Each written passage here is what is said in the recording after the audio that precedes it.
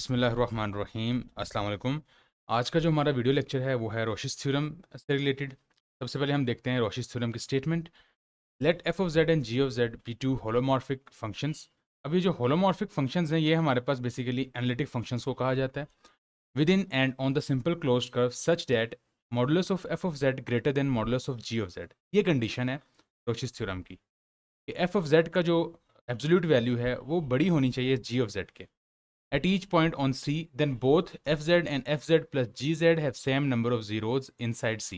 अगर तो ये कंडीशन ट्रू होती है, ये वाली कंडीशन अगर ट्रू होती है तो हम ये कह सकते हैं कि f ऑफ z के और f of z plus g of z के जो नंबर ऑफ जीरोज हैं वो सेम हैं inside the given contour C। अब सबसे पहले आपको पता होना चाहिए नंबर ऑफ जीरोज क्या होता है। Number of zeros, number of zeros कह लें या नंबर ऑफ रूट्स कह लें, एक ही बात है। ठीक है, नंबर ऑफ जीरोस बेसिकली हमारे पास होते हैं value of g that makes the function equal to zero. Value of that makes the function f of Z equals to zero. यानी कि जेड की वो वैल्यूज जब हम फंक्शन में पुट करें तो आंसर जीरो आए तो वो वैल्यूज कहलाती हैं नंबर ऑफ जीरोज या नंबर ऑफ रूट्स। इसकी एक छोटी सी एग्जांपल आपको मैं करवाता हूं। लेट्स सपोज हमारे पास एक फंक्शन है f of Z equals to z square minus one. ये हमारे पास एक pure form of quadratic equation है। अब z की ऐसी कौन सी वैल्यूज हैं जो मैं z की जगह पर पुट करूं तो f ऑफ z की वैल्यू जीरो आती है। तो वो दो वैल्यूज हैं हमारे पास, plus minus one. Plus minus one put करेंगे तो हमारे पास आंसर क्या आएगा, जीरो। यानी कि इसके जो नंबर ऑफ जीरोज हैं, नंबर ऑफ जीरोज वो कितने हैं, दो। ठीक है, अब चलते हैं एग्जाम्पल्स की तरफ। एग्जाम्पल्स को सॉल्व करते हैं और देखते हैं कि किस तरीके से हम एग्जाम्पल को टैकल करेंगे। क्वेश्चन नंबर वन है find number of zeros of F of Z. एक फंक्शन हमें गिवन है capital F of Z equals to Z seven minus two Z cube plus seven, और जो कंटूर गिवन है वो कुछ ये है। अब हम देखते हैं कि इसके कितने नंबर ऑफ जीरोज हैं और किस तरीके से हमने प्रोसीड करना है। कुछ की टर्म्स हैं वो आप लोगों ने याद रखनी है। Number one, split the given function into two functions. Split F of Z into small F of Z and small G of Z. अब इस फंक्शन को आपने स्प्लिट कर लिया दो फंक्शंस में, लेकिन बात यह है कि एफ ऑफ जेड आपने किसको रखना है और जी ऑफ जेड आपने किसको रखना है। तो इस चीज को आपने याद रखना है कि choose small F of Z as a dominant, as a dominant among all values. F of Z हम वो रखेंगे जो डोमिनेंट होगा, जिसकी वैल्यू बाकी तमाम वैल्यूज से क्या होगी, डोमिनेंट होगी, बड़ी होगी। अगर कोई एक टर्म एफ ऑफ जेड की नहीं आती तो आप ग्रुप भी बना सकते हैं, ग्रुपिंग भी बना सकते हैं। कैसे करेंगे वो आगे हम एग्जांपल्स करेंगे तो उसको देख लिया जाएगा। अब इस क्वेश्चन को हम सॉल्व करते हैं। इसके लिए आप एक कॉलम बना लें। लेफ्ट साइड पे आपके पास आ जाएगा जेड और राइट साइड पे आपके पास आ जाएगा मॉडुलस ऑफ जेड। जेड की जो वैल्यू है वो है हमारे पास टू। तो सबसे पहली जो टर्म है फंक्शन की वो है जेड सेवन, यानी कि modulus of Z power seven. Z की वैल्यू टू है, टू की पावर सेवन हमारे पास होती है 128। सेकेंड टाइम है हमारे पास माइनस टू जेड क्यूब। जब इस पर मोड अप्लाई होगा तो ये कुछ हो जाएगा इस तरीके से, टू जेड क्यूब, और ये आ जाएगा 16। और लास्ट टाइम है हमारे पास कांस्टेंट। कांस्टेंट का मॉड्यूलस कांस्टेंट ही होता है। अब इन तीन वैल्यूज में से आपको साफ साफ नजर आ रहा है कि डोमिनेट वैल्यू कौन सी है। 128, 16 और 7 में से बड़ी वैल्यू कौन सी है, 128। तो आपने एफ ऑफ जेड जो है वो 128 को कंसीडर करना है। तो आप लिख लेंगे consider small F of Z equals to Z की पावर सेवन, एंड जो रिमेनिंग टर्म्स रह जाएंगी वो जी ऑफ जेड में आ जाएंगी। वो रह जाएंगी हमारे पास minus two Z cube plus seven. अब आपने रोशिस थ्योरम की वो जो कंडीशन है वो अप्लाई करनी है, चेक करनी है कि कंडीशन ट्रू है या फॉल्स है। कंडीशन क्या थी हमारे पास कि modulus of F of Z should be greater than G of Z modulus. Z seven का मॉडुलस ग्रेटर देन -2 z³ +7। तो इनकी वैल्यूज़ हम पुट कर देंगे। 128 ग्रेटर देन 16 + 7, जो कि वैल्यूज़ यहाँ पर हम निकाल चुके हैं। 128 ग्रेटर देन 23, ट्रू। ये स्टेटमेंट जो ये कंडीशन जो है वो ट्रू हो गई है। अब हम देखते हैं कि जो एफ ऑफ जेड है उसकी पावर कितनी है। एफ ऑफ जेड हमने कंसिडर किया था z⁻7, यानी कि एफ ऑफ जेड के 7 जीरोज हैं।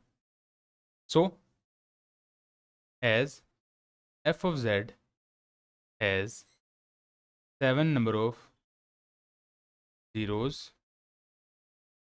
hence by Roche's theorem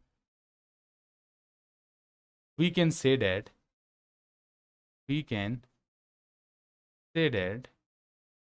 f of z plus g of z also have 7 number of zeros। रोशीज theorem इस चीज़ के लिए यूज़ होता है, हमारे पास कोई फंक्शन है, कॉम्प्लेक्स फंक्शन है, पोलिनोमियल फंक्शन है, उसके नंबर ऑफ जीरोस को फाइंड करने के लिए यूज़ किया जाता है। अब हम चलते हैं नेक्स्ट एग्जांपल की तरफ। नेक्स्ट एग्जांपल है हमारे पास एग्जांपल नंबर 2। फंक्शन गिवन है हमारे पास f of z equals to z² + 3z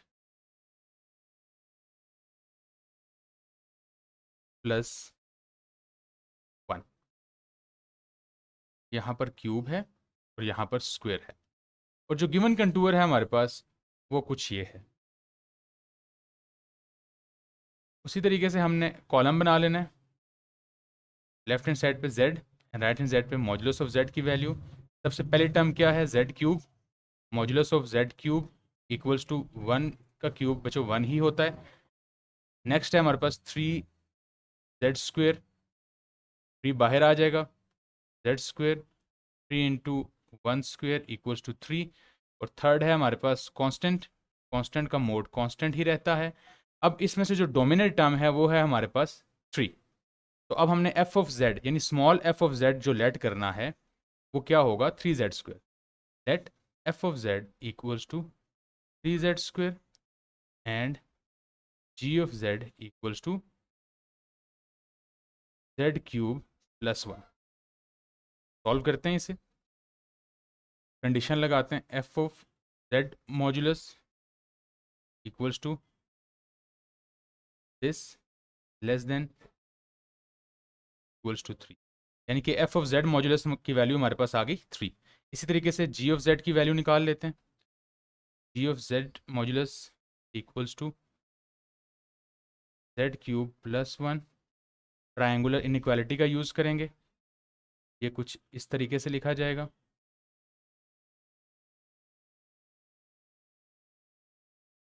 equals to 2। अब इसको और इसको अगर हम देखें तो हमें पता चला कि एफ ऑफ जेड का जो मॉड्यूलस है वो ग्रेटर देन है जी ऑफ जेड से। इसलिए by Rouché's theorem as F of Z has 2 zeros, z की पावर देखें कितनी है, 2 है, तो इसके नंबर ऑफ जीरोस कितने होंगे, 2। Hence by Rouché's theorem number of zeros of f of z plus g of z will also equal to 2। ये थी हमारे पास सेकंड एग्जांपल। एक थर्ड एग्जांपल है वो भी हम डिस्कस कर लेते हैं, और फिर कुछ प्रैक्टिस क्वेश्चंस हैं जो आप लोग प्रैक्टिस कर लीजिएगा। नेक्स्ट है हमारे पास p of z, p of z equals to z⁻⁴ minus 6z² plus 3z plus iota, where c is less than 3। Start करते हैं इसे।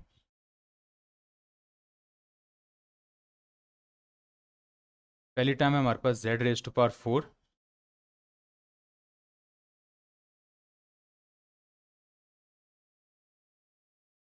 3 raised to power 4 equals to 81। Next है हमारे पास -6z² -6z² modulus equals to 6z² equals to 6 into 3 का square 9 and 54। Third है हमारे पास 3z equals to 3 into this equals to 9 and last है हमारे पास आयोटा। आयोटा का जो मॉडुलस होता है वो हमारे पास होता है 1। अब जो लीडिंग टर्म है यानी कि जो डोमिनेट टर्म है वो कौन सी है, वो हमारे पास है f(z)(4). तो इसको हम लेट करेंगे f(z) और बाकी सारी टर्म्स जो हो जाएंगी वो हो जाएंगी हमारे पास g(z). हम लेट करते हैं let f(z) equals to z⁻⁴ and g(z) equals to -6z² plus 3z plus iota. Rouché's की जो कंडीशन है वो अप्लाई करते हैं, मॉड्यूलस ऑफ f(z) निकालते हैं, वो हमारे पास आ जाएगा 4 less than this equals to 81। g(z) निकालेंगे, ट्रायंगुलर इनइक्वालिटी का ही यूज़ करेंगे।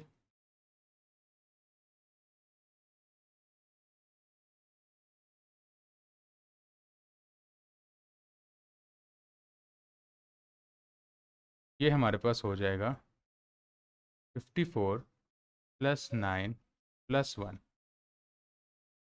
64 as f(z) is greater than g(z) and f(z) has 4 number of zeros. क्योंकि z की जो पावर है वो क्या है, 4 है, तो f(z) के जो नंबर ऑफ ज़ीरोज़ हैं वो 4 हैं, 4 number of zeros. Hence by Cauchy's theorem number of zeros of f(z) plus g(z) equals to 4। तो ये कुछ हमारे पास प्रैक्टिस क्वेश्चंस थे। अब कुछ अनसॉल्व क्वेश्चंस भी मैं लिख रहा हूँ, उनकी भी आपने जो है वो प्रैक्टिस कर लेनी है और देख लेना है कि आपको ये कॉन्सेप्ट किस हद तक समझ आया है। f(z) equals to z4 plus 3z² plus 6। Contour जो गिवन है वो हमारे पास है z equals to 2। Part B f(z)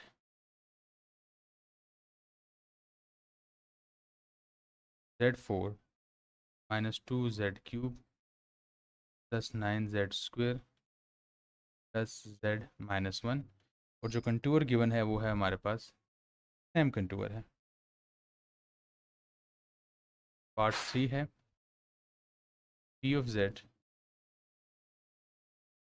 2z³ minus z² minus 4z plus 1 where fine है हमारे पास लेस देन 2 देन 2। अब हमने जो f(z) को लेट किया है, जितने भी क्वेश्चंस हमने किए उनमें f(z) को हमने सिर्फ एक वैल्यू ही लेट की है। जैसे इस क्वेश्चन में अगर हम देखें तो z की पावर 4 है क्योंकि डोमिनेट टर्म यही है। लेकिन कुछ क्वेश्चंस ऐसे भी होंगे जिनमें डोमिनेट टर्म f(z) की सिर्फ एक टर्म नहीं होगी, कोई सी दो टर्म्स को आपको प्लस करना होगा, तब जाके बाकी टर्म से वो क्या होंगी, डोमिनेंट होंगी। तो इस तरह के भी क्वेश्चंस आते हैं, उनको हम कहते हैं ग्रुपिंग स्ट्रेटेजी। तो उस वक्त आपने f(z) को ग्रुप में कंसिडर करना है, 2 टर्म्स कर लें या 3 टर्म्स कर लें, इट्स अप टू यू। तो उस तरीके से फिर हम जो है वो क्वेश्चन को सॉल्व करेंगे।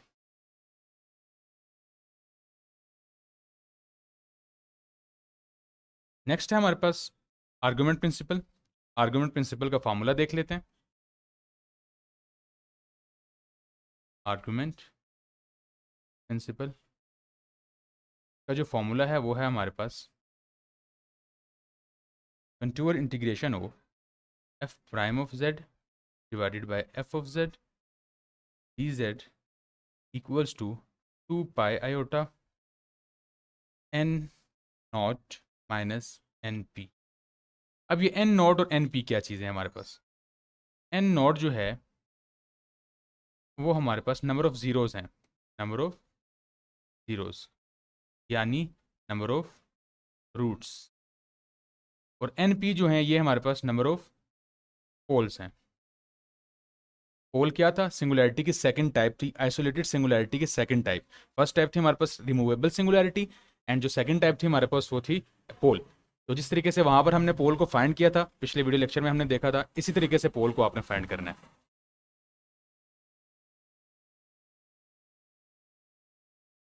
अब हम चलते हैं क्वेश्चन की तरफ।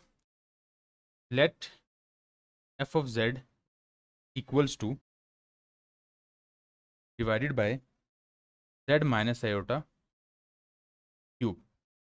और हमें कहा जा रहा है कि आप फाइंड करें integral of f prime of z divided by f of Z. जो गिवन कंटूर है वो है हमारे पास modulus of Z equals to 2। अब बजाय इसके कि आप इस फंक्शन का पहले डेरिवेटिव लें और फिर उस डेरिवेटिव को ओरिजिनल फंक्शन से डिवाइड करें, जो आंसर आए उसका इंटीग्रल लें, इतने लंबे प्रोसेस के बजाय आप आर्गुमेंट प्रिंसिपल का भी यूज़ कर सकते हैं। वो कैसे? अभी हमने इसका फॉर्मूला पढ़ा, जो कि है हमारे पास f of z g of Z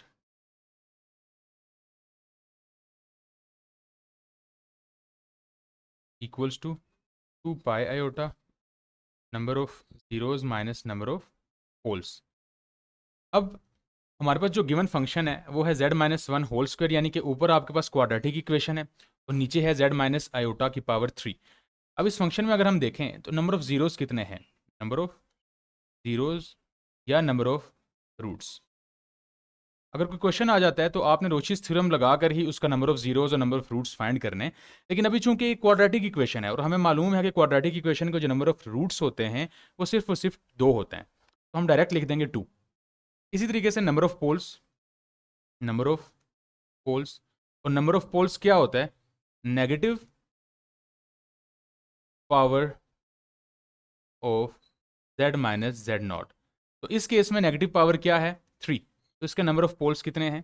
3 हैं। तो हम फॉर्मूला में पुट करते हैं, लेफ्ट हैंड साइड पर हमारे पास फंक्शन आ जाएगा, जो फंक्शन हमें दिया हुआ है, ठीक है। और राइट हैंड साइड पर हमारे पास जो है वो इसका आंसर आ जाएगा। लेफ्ट हैंड साइड पर ये आ गया, एंड राइट हैंड साइड पर हमारे पास 2 pi iota number of zeros कितने थे? 2 माइनस नंबर ऑफ पोल्स कितने थे? 3। तो ये हमारे पास आ जाएगा -2 pi iota, and this is your answer. अगर आप लॉन्ग प्रोसेस से भी करते हैं, वो कैसे? पहले इस फंक्शन का डेरिवेटिव लेंगे, फिर उस डेरिवेटिव को इस फंक्शन पे डिवाइड करेंगे और फिर इंटीग्रेशन लेंगे, कॉशी इंटीग्रल फार्मूला यूज़ करेंगे एट द एंड, तब भी आपका आंसर आएगा -2 पाई आयोटा। ये आप कंफर्म कर सकते हैं।